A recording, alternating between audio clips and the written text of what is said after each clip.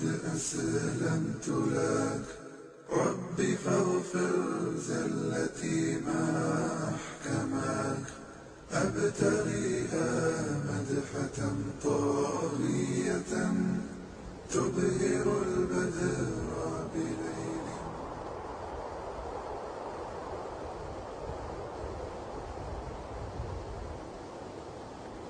يريدون ليطفئوا نور الله بأفواههم والله متم نوره ولو كره الكافرون.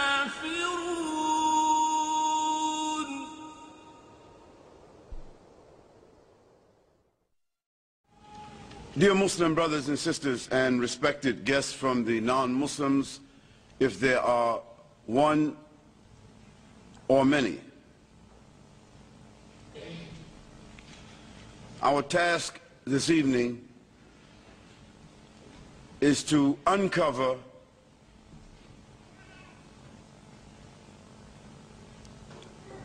the most profound fact which a great deal of human beings, their governments, their intellectuals, have spent a great deal of time and energy to cover.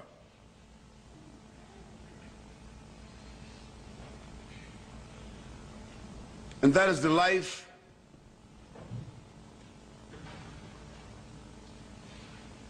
of a man and his mission. A man whose name was Muhammad, the son of Abdullah.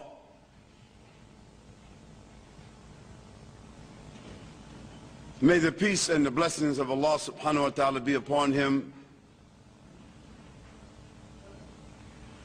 and may he be immune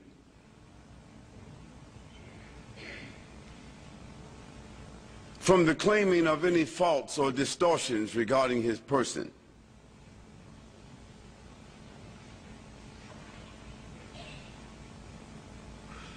It is not our attempt in discussing this issue to merely convince the world of the accomplishments of a person. For if we only had to discuss his accomplishments,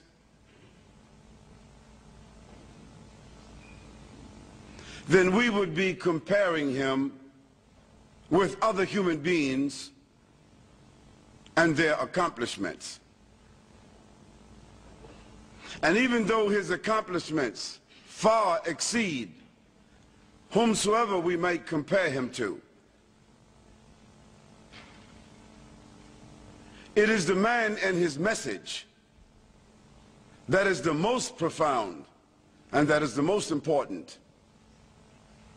Because it is the man and his message, sallallahu alaihi wasallam, that contributed to his greatness and resulted in those accomplishments.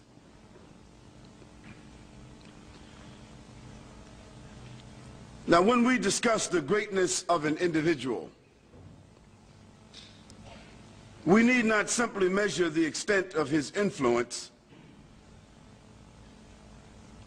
but we need to discuss and understand and quantify the actual qualities that contribute to that realm of influence. A simple examination of Muhammad, the son of Abdullah, that uneducated shepherd,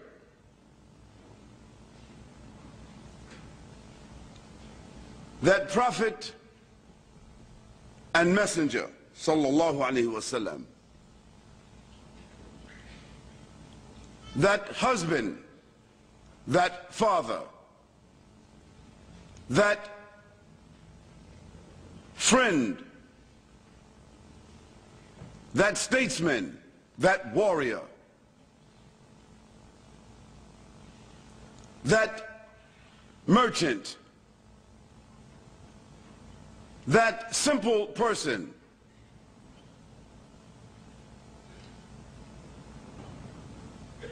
that neighbor,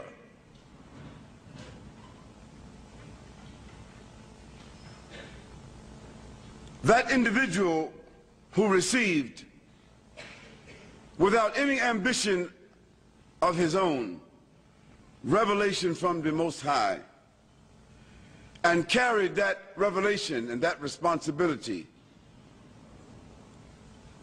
when such a revelation could never have been received if it had come down upon a mountain.